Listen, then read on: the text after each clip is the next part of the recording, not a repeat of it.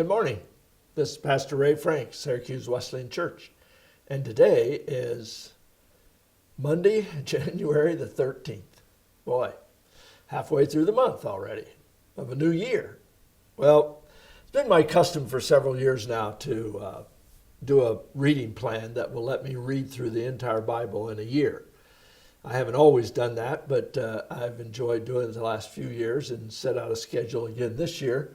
One of the things that always kind of surprises me, not really a surprise, but intrigues me, is that I can read the same verses over and over, and somehow the Holy Spirit makes some new awareness, some new thought come to mind. This last week I was reading one of my favorite verses out of Matthew. Come to me, all you who are weary and burdened, and I will give you rest. Take my yoke upon you and learn from me, for I am gentle and humble in heart, and you will find rest for your souls. For my yoke is easy and my burden is light. Well, I've read those words probably hundreds of times, I don't know, lots of times. But I never really paid too much attention to the word gentle. Now, I've preached on being humble, and Jesus was humble, it says here, but I'd never really given much thought to the word gentle. Gentle Jesus. So I did a little research, looked it up, and this Greek word that's translated gentle here is only used 4 times in the New Testament.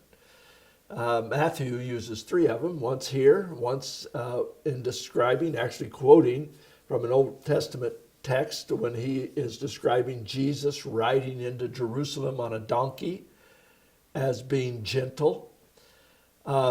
Peter uses it in his epistle, talking about the characteristics of that our beauty should be unfading beauty of a gentle and quiet spirit, which is of great worth in God's sight. Well, so I mused a little, thought about what does it mean to be gentle?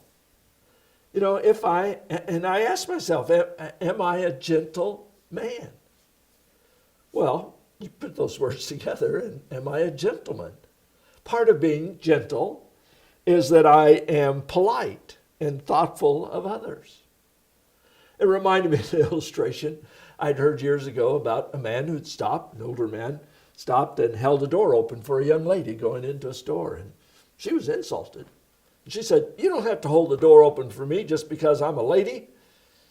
And his reply, I thought was great. He said, "I'm not holding the door open for you because you're a lady.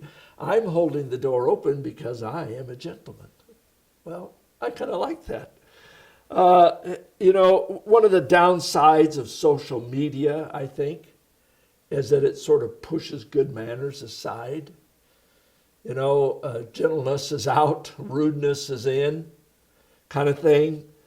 But by practicing good manners, we are showing those around us that we respect them and are considerate of their feelings. One of my favorite memories of my courtship days with my first wife, Ethel, was when I had asked her to marry me, but we had to wait for a week to announce it because her mother, in a panic, couldn't find Emily Post's book on etiquette to find out how we're supposed to word that announcement. I thought of that and I thought, do kids today have they ever heard of Emily Post? Do they know what etiquette even means?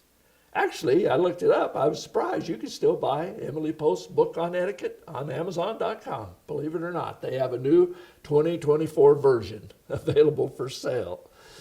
Well, I do believe that Jesus was a gentleman, and he was gentle. Not just because he rode a donkey into Jerusalem. That's certainly a picture of being gentle. I think one of the great signs of his gentleness is the children wanted to be around him.